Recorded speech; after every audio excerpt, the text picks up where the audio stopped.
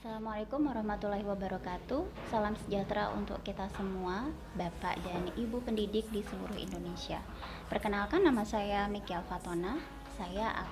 Pada video kali ini saya akan menjelaskan mengenai penilaian kompetensi keterampilan. Tujuan video ini sebenarnya Bapak dan Ibu agar kita lebih memahami serta mampu mengimplementasikan penilaian keterampilan kurikulum 2013 di satuan pendidikan kita masing-masing. Dan dengan cara ini Bapak dan Ibu kita bisa mengontrol penilaian yang sesungguhnya, melakukan penilaian yang sesungguhnya tidak berbasis perasaan tetapi benar-benar objektif. Baik Bapak dan Ibu, kita mulai dari definisi penilaian keterampilan. Penilaian keterampilan sendiri, Bapak dan Ibu, adalah penilaian yang dilakukan untuk mengukur kemampuan peserta didik di berbagai macam konteks atau bidang sesuai dengan indikator pencapaian kompetensi keterampilan. Namanya saja penilaian kompetensi keterampilan. Jadi yang ditekankan di sini adalah keterampilan siswa. Bapak dan Ibu tidak lagi menilai pemahaman siswa mengenai misalnya teks, tetapi yang dinilai di sini adalah keterampilan siswa dalam menuliskan teks. Kemudian penilaian keterampilan itu sendiri meliputi ada dua aspek kalau tidak salah. Penilaian yang pertama itu meliputi berpikir abstrak. Penilaian keterampilan ini meliputi keterampilan membaca, menulis, menghitung, dan mengarang. Apabila Bapak dan Ibu guru pendidik memberikan tugas bagi siswa untuk menuliskan pengalamannya dalam bentuk sebuah karangan, maka itu adalah penilaian keterampilan. Sedangkan ranah yang kedua adalah bertindak atau konkret. Ranah bertindak ini Bapak Ibu meliputi mengurai, merangkai, modifikasi, dan membuat. Jika Bapak dan Ibu memberikan tugas, misalnya membuat sebuah produk tertentu, misalnya membuat makanan, membuat minuman, membuat desain, maka itu juga sudah masuk dalam penilaian keterampilan. Teknik penilaian Bapak dan Ibu jangan lupa untuk melakukan penilaian kompetensi pembelajaran tidak bisa sembarangan. Ada 4 teknik yang bisa Bapak dan Ibu terapkan dalam penilaian ini. Yang pertama ada penilaian dengan teknik praktik. Pada teknik praktik adalah penilaian yang menuntut respon berupa keterampilan melakukan suatu aktivitas atau kegiatan dan perilaku yang disesuaikan dengan kompetensi pada kompetensi penilaian keterampilan itu sendiri. Jadi yang ditekankan di sini adalah keterampilan siswa tapi berkaitan dengan tindakan atau aktivitas. Saya contohkan misalnya guru olahraga ingin menilai keterampilan siswa dalam melakukan lompat jauh. Maka di sini yang ditekankan adalah tindakan, bukan pemahaman siswa mengenai apa itu lompat jauh, tetapi kemampuan siswa dalam melakukan lompat jauh itulah yang dinilai. Itu adalah teknik praktik. Yang kedua ada teknik produk. Produk adalah mengukur capaian pembelajaran yang berupa keterampilan dalam membuat produk-produk, misalnya produk teknologi atau produk seni. Saya contohkan tadi, kalau produk makanan, teknik penilaiannya menggunakan teknik produk karena yang dinilai itu adalah produknya, bukan proses membuatnya tapi hasilnya. Kemudian contoh lain, kalau siswa diminta untuk menciptakan video atau membuat video, maka video itu adalah hasil produk yang nantinya bisa dinilai oleh Bapak dan Ibu guru pendidik. Yang ketiga ada proyek. Proyek adalah tugas-tugas belajar yang meliputi kegiatan perencanaan, pelaksanaan, dan pelaporan secara tertulis maupun lisan dalam waktu tertentu. Untuk penilaian kompetensi keterampilan proyek ini Bapak dan Ibu, karena pada waktu tertentu, maka Bapak dan Ibu harus mempertimbangkan mulai dari perencanaan. Jadi peserta didik harus dibimbing untuk melakukan perencanaan dalam tugasnya, termasuk dibimbing juga untuk melakukan atau pelaksanaan tugasnya sampai dengan pelaporan tugas itu sendiri. Sebagai contoh, dalam pelajaran bahasa Indonesia, seorang guru memberikan tugas kepada peserta didik untuk membuat laporan observasi. Laporan observasi tidak bisa dilakukan hanya 1 hari Bapak dan Ibu, tetapi hanya bisa dilakukan pada kurun waktu tertentu. Bisa 1 minggu, bisa 2 minggu, bahkan bisa 1 bulan, tergantung objek apa yang akan diobservasi. Maka Bapak dan Ibu di sini perlu melakukan pembimbingan mulai dari perencanaan seperti apa laporan observasinya nanti, apa objek yang akan diamati, kemudian dalam kurun waktu berapa targetnya, dan seterusnya. Maka hasil akhir berupa laporannya itu yang disebut sebagai hasil dari proyek, sehingga yang Bapak Ibu nilai adalah bukan hanya hasil, tetapi mulai dari tahapan-tahapan perencanaannya. Dan yang terakhir Bapak Ibu, ini tidak asing untuk kita ketahui, ada penilaian keterampilan yang melingkupi portofolio. Teknik portofolio ini Bapak Ibu adalah penilaian yang dilakukan dengan cara menilai kumpulan seluruh karya peserta didik dalam bidang tertentu. Apabila ada 9 KD yang dipelajari dalam 1 semester, maka 9 KD tersebut punya karya-karya terbaik. Dari 9 KD itulah yang Bapak Ibu kumpulkan. Karya terbaik itulah yang nantinya akan menjadi portofolio, entah itu berupa tulisan, entah itu berupa gambar, tergantung materi pelajaran yang Bapak Ibu ampu. Jadi ciri khas mata pelajaran Bapak Ibu sendiri. Kemudian setelah melakukan teknik penilaian, Bapak Ibu jangan lupa untuk menyiapkan instrumen penilaian. Ada teknik, ada instrumennya juga. Biasanya untuk penilaian keterampilan ini ada 2 instrumen yang sering digunakan. Yang pertama dalam bentuk format daftar cek. Daftar cek ini ada kekurangan dan kelebihannya. Saya sebut dulu ya. Yang pertama tadi ada daftar cek, dan yang kedua itu ada skala penilaian. Untuk daftar cek Bapak Ibu, kelebihannya adalah instrumen penilaian ini sangat praktis untuk mengamati subjek dengan jumlah yang banyak. Mengapa seperti itu? Karena kriterianya hanya ada baik dan tidak baik, hanya ada 2, bagus atau tidak bagus, kemudian sempurna atau tidak sempurna, bisa juga benar dan salah. Jadi hanya ada 2 kriteria, dan itu skornya hanya ada 0 dan 1. Jadi untuk peserta didik dalam skala banyak atau dalam jumlah yang banyak, Bapak Ibu bisa melakukan instrumen dengan cara instrumen ini lebih cepat, lebih praktis. Adapun kekurangannya Bapak Ibu, karena hanya ada 2 kriteria tadi, tidak ada penilaian tengah.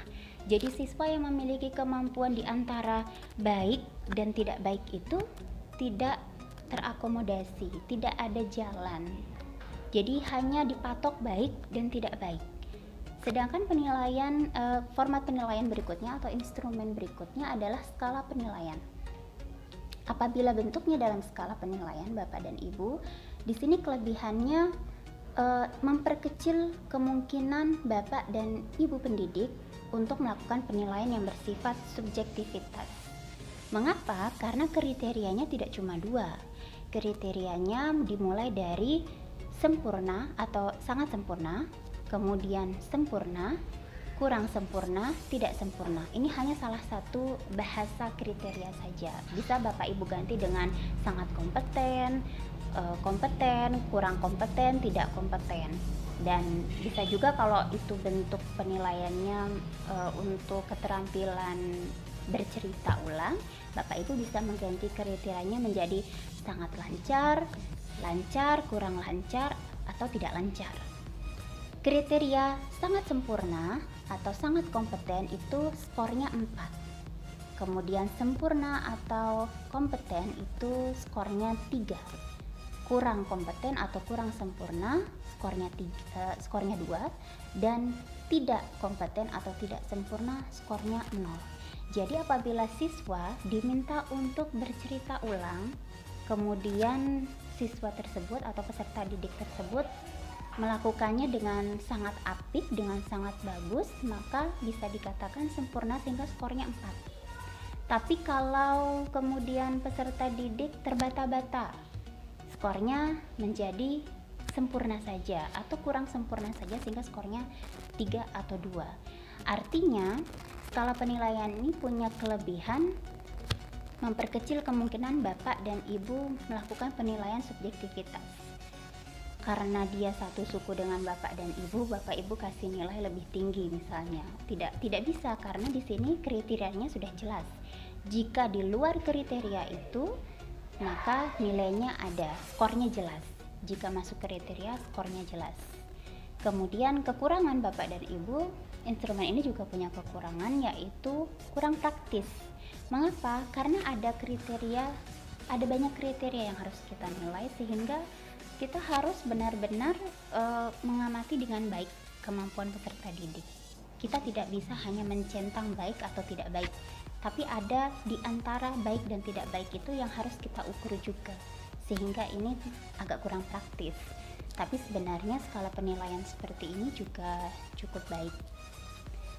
Kemudian Bapak dan Ibu, dalam perencanaan penilaian ada 3 hal. Dalam perencanaan penilaian ada 3 hal yang harus kita lakukan. Yang pertama adalah pelaksanaan penilaian.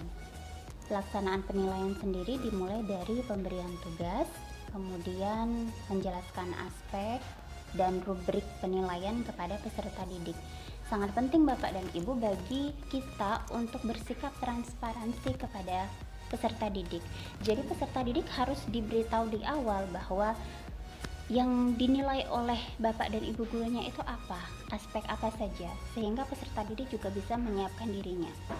Kemudian setelah kita memberikan penjelasan mengenai aspek yang kita nilai, kita bisa melakukan pelaksanaan penilaian itu sendiri dengan teknik-teknik yang tadi saya sebutkan. Baru di bagian akhir pendokumentasian hasil penilaian. Untuk melakukan manajemen nilai keterampilan Bapak dan Ibu, ada 3 tahapan yang perlu Bapak Ibu lakukan. Yang pertama adalah pelaporan, yang kedua pengolahan nilai, di sini analisis skor, dan yang ketiga menindaklanjuti penilaian tersebut. Yang pertama, untuk pelaporan sendiri, Bapak Ibu bisa membuat dalam bentuk buku atau lembaran yang isinya deskripsi mengenai kemampuan keterampilan peserta didik, atau meningkatnya kemampuan atau adanya kemajuan terhadap keterampilan tersebut. Di sini memuat seluruh informasi, jadi Bapak dan Ibu punya semacam buku khusus yang memaparkan deskripsi setiap KD mengenai kemampuan keterampilan siswa. Kemudian yang kedua, setelah itu manajemen yang berikutnya adalah Bapak dan Ibu mengolah nilai-nilai tersebut. Yang pertama tadi ada catatan harian keterampilan peserta didik. Pada catatan harian keterampilan ini Bapak dan Ibu diisi bukan hanya oleh guru, tetapi juga diisi oleh peserta didik itu sendiri sebagai pelaku keterampilan, dan juga diisi oleh teman sejawatnya sebagai pengamat. Ini sangat memudahkan Bapak dan Ibu dalam melakukan penilaian keterampilan, sebab Bapak dan Ibu bisa menjadikan catatan teman sejawat itu sebagai referensi terhadap dasar-dasar penilaian Bapak dan Ibu. Jadi tidak ada alasan guru itu tidak sempat melakukan penilaian keterampilan pada semua aspek, padahal sebenarnya bisa dibantu dengan penilaian teman sejawat tadi. Kemudian Bapak dan Ibu merekap skor per KD keterampilan. Saya tadi sudah sampaikan, jadi kalau ada 9 KD dalam satu semester, maka 9 KD itu harus ada penilaiannya. Kemudian untuk nilai keterampilan diperoleh dari hasil penilaian setiap KD. Dan hasil penilaian pada satu KD yang dilakukan lebih dari 1 kali dengan teknik yang sama, maka Bapak dan Ibu mengambil nilai yang paling tinggi. Misalnya hari ini mau mengambil penilaian dengan teknik penilaian produk, Bapak dan Ibu melakukannya sampai 2 kali. Maka yang Bapak Ibu ambil sebagai nilai pada KD tersebut adalah nilai yang paling tinggi, meskipun produknya nanti mungkin mengalami sedikit perubahan begitu. Kemudian apabila penilaian 1 KD dilakukan menggunakan lebih dari satu teknik, maka yang diambil adalah rata-ratanya. Sebagai contoh, dalam bahasa Indonesia ada satu KD yang bisa menggunakan teknik produk, tapi juga bisa menggunakan teknik proyek. Seperti laporan observasi tadi, kita bisa mengatakan atau kita bisa menggunakan dua teknik. Yang pertama teknik proyek, karena mulai dari perencanaan laporan observasinya sampai dengan pelaksanaan, sampai dengan pelaporan. Ketika pelaporan atau laporannya berwujud suatu produk, entah itu makalah, entah itu buku, atau ya jurnal sederhana mengenai laporan observasi, yang dinilai adalah produknya. Dua teknik dalam satu KD, maka yang diambil adalah rata-ratanya. Kemudian penulisan capaian keterampilan pada rapor menggunakan skala 0 sampai 100 ditambah dengan predikat dan deskripsi. Bapak dan Ibu harus menyertakan deskripsi juga, serta menyertakan predikat juga. Jadi bukan cuma hanya angka yang berkisar antara 0 sampai 100 tadi. Kemudian yang terakhir, setelah kita melakukan penilaian tadi, mengolah nilai tadi, Bapak dan Ibu harus menindaklanjuti hasil penilaian kompetensi keterampilan tadi. Tindak lanjutnya seperti apa?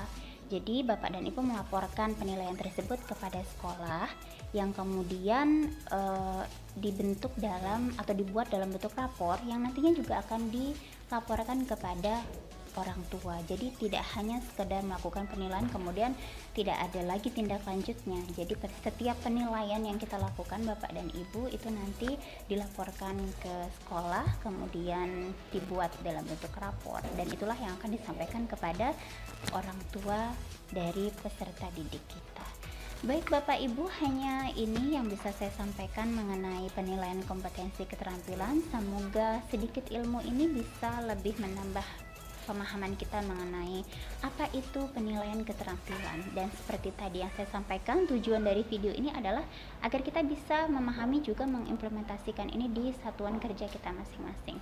Saya berharap semakin hari kita sebagai guru akan menjadi semakin lebih baik lagi dalam menerapkan semua pemahaman kita dan melakukan yang terbaik dalam tugas-tugas kita. Saya Mika Fatona mengucapkan terima kasih. Wassalamualaikum warahmatullahi wabarakatuh.